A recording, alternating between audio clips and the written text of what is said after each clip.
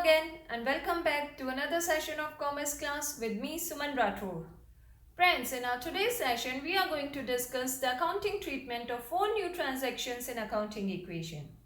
And these are outstanding expenses, prepaid expenses, interest on capital and interest on drawing. So let's go and start doing our today's question. Okay, so first is outstanding expenses. Now there are some expenses which are left unpaid during the accounting year due to one reason or the other reason, and they are called as outstanding expenses.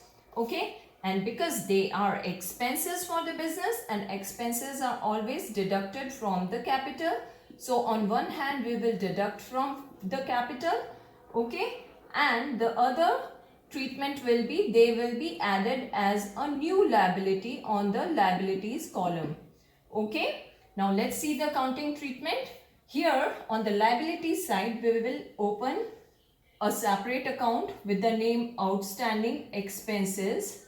Okay, and this account will be opened with their amount. Okay, this is the first treatment, and the second treatment that they will be deducted from the capital because it is an expense and expenses are always deducted from capital, so we have deducted them from here, the capital here, and they are creating a kind of liability for the business which has to be fulfilled in future, so we will regard them as liability and we open a separate account with the name outstanding expenses on the liability side. Now let's see the prepaid expenses. Now there are some expenses which relate to the next year, but they have been paid during the current year. They have been paid in advance. Okay, and such expenses are regarded as assets of the business because the benefits of such business expenses will be received by the business during the next accounting year. Okay, so now let's see the accounting treatment of such expenses. Prepaid expenses, we are paying them. Okay, and when we are paying, cash is going out of the business, so they will be deducted from the cash. Okay, and the second treatment is separate account will be opened on the asset side because they are regarded as assets of the business. Okay, we are fulfilling our this liability in advance, so they will be regarded as asset of the business. So on the asset side we will open a new column with the name prepaid expenses. Okay, and the amount will be added here, and from the cash column that amount, the same amount will be deducted from the cash column because cash is going out of the business. Okay, so this is the treatment of outstanding expenses and prepaid expenses. Now let's see the transaction for interest on capital and interest on drawings. Now let's discuss interest on capital and interest on drawing. Now interest on capital. When a businessman contributes some amount in business as capital, he received some interest on it. Okay, but business doesn't pay this interest in cash. Rather, this amount of interest is added to the capital which is contributed by the businessman. So the accounting effect of this transaction will be, because it is an expense for the business, so it will be deducted from the capital account as expenses are always deducted from the capital, and then it increases the amount of capital, so we will again add it to the capital account. Okay, so now let's see the accounting treatment of this transaction in accounting equation. Transaction with the name interest on capital in the transaction column. Okay, then we will first deduct this amount because it is an expense for the business, so it will be deducted from the capital. Then again it will be added to the capital because it increases the amount of capital. Okay, so now let's see interest on drawing. Now when a businessman takes some drawings from the business, an interest is charged by the business on that amount of drawings by the proprietor. Okay, so because again this interest on drawing is not paid by the proprietor in cash. Okay, rather this drawings is added to the amount of drawings. Okay, to the total amount of drawings by the proprietor. But for business it is an income, and incomes are always added to the capital. So we will add it to the capital on one hand. Then again, because it is added to the drawings, okay, and drawings are always deducted from the capital. It reduces the amount of capital. So we will deduct it from the capital account. Okay. So now let's see the accounting treatment of this transaction. Transaction with the name interest on drawing in the transaction column here. Then first it will be added to the capital account because it is an income for the business, and then it will be deducted from the capital because this interest on drawing ultimately increases the amount of drawings by the proprietor. So this is very interesting here. See, these two transactions affect the same account twice, here and here. Okay, so now let's solve a question based on these transactions. I have taken this question from Sultan Chand's T.S. Grewal, Double Entry Bookkeeping, Chapter Accounting Equation, question number 7, Transactions of Suresh. First transaction says, commence business with cash rupees 60,000. So cash is coming in the business for starting it. So we will create a cash column here on the asset side, okay, with the name cash because cash is considered as assets, and then 60,000 here in the capital column also because this much is coming in the business as capital. Now it's time to make the equation, so let's make it. It's 60,000 here in the capital column and 60,000 here in the cash column. No other entries because we have just started the business. Second transaction says, paid rent in advance rupees 500. Now we are paying some expense in advance, so it is our prepaid expenses, okay, and prepaid expenses are considered as asset of the business because we are fulfilling a liability, the benefits of which will arrive in future. So we will create another column here on the asset side with the name prepaid rent, and we'll open this account with rupees 500, and this 500 is going out of the business for as prepaid rent. So we'll deduct 500 from the cash column also. And now again it's time to make the equation. So after every transaction you have to make an equation, okay.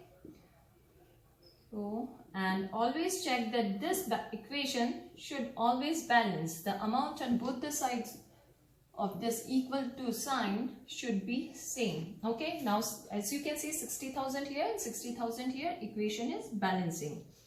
Now third transaction says, purchase goods for cash rupees 30,000 and credit rupees 20,000. Now goods are coming in the business for cash rupees 30 and credit 20, and goods are called stock in business language and stocks are considered as assets. So we will open another column here on the asset side, paying rupees 30,000 for goods. So 30,000 cash will be deducted from here, and this cash is going out for purchasing stock. So this 30,000 will be added here in the stock column. Then the second part of this transaction says that we are purchasing goods on credit also. So goods are again coming, but these goods are coming on credit, and when we purchase goods on credit, we create creditors for the firm, and creditors are considered as liabilities. So we will open another account here in the name of liability. Now let's see the equation again. It's 20,000 here, okay. So now it's 29,500 in the cash, then prepaid rent as it is 500, no change there, then 50,000 stock by way of credit and cash purchases, and then 20,000 creditors and 60,000 capital. Now you can see that it's 80,000 there and 80,000 here. So equation is balancing again. Let's see the next transaction. Sold goods for cash rupees 30,000 costing rupees 20,000. Now we are selling goods which are of rupees 20,000. So we'll deduct the amount of this 20,000 amount from the stock column because worth rupees 20,000 goods are going out of the business, and these goods are being sold for rupees 30,000. So 30,000 cash is coming. So we will add this 30,000 here in the cash column. So now you can see 20,000 rupees goods are being sold for 30,000. We are earning profit of 10,000, and this 10,000 profit will be added to the capital because profits always increases the amount of capital. So we have added it here. So now again it's time to make the new equation. And one more thing, I have discussed this point in detail in my previous video also. So you can check that video also if you want to understand it in a better way again, though I have explained it here also. Okay, so it's 70,000 here in the capital, 20,000 here in the creditors as it is, 50,000 minus 20,000, that is 30,000 here in the stock, and all the other are this. Okay, so now again you can see that the equation is balancing, 90,000 here and 90,000 here. Let's see the next transaction. Paid salary rupees 500 and salary outstanding being rupees 100. Now again we are paying salary. It is an expense. Cash is going out of business. How much cash? It's rupees 500. So we will deduct this 500 from the cash. And this cash is going out of the business for paying salary. So salary is an expense for the business. So we will deduct this 500 from the capital also. Okay. Now the second part of this transaction says outstanding being rupees 100. Now always remember that outstanding salaries are considered as liabilities because they are generating a kind of liability which has to be fulfilled by the business in future. So we will create outstanding salary column here. Okay. And this will be created with rupees 100, and as it is an expense, so we will deduct this 100 from the capital also. Okay. Now again it's time to make the equation. So let's make it. It's 69,400 here in the capital, then outstanding salary with 100, creditors as it is 20,000. Okay. And 30,000 here in the stock column, then prepaid rent with rupees 500 as it is, no change in that, and here now 59,000 here. So now again you can see that the equation is balancing. Okay, it's 89,500 on that side and 89,500 on this side. Now the next transaction says bought motorcycle for personal use. Now he is taking money out of the business for buying a motorcycle for his personal use. So money is going out of the business, cash is going out worth rupees 5,000. So we will deduct this 5,000 from the cash column here, and this cash is going for buying a motorcycle for his personal use. So it will be considered as drawings, and drawings are always deducted from capital as they reduce the amount of capital. So we have deducted that drawings from the capital. Now again it's time to make new equation, and this is going to be our final equation because we are done with all the transactions. So already written final equation. Now it's 54,000 cash, then 500 rent prepaid, then 30,000 is our stock, then 20,000 creditors, 100 is our outstanding salary, and 64,400 is our capital.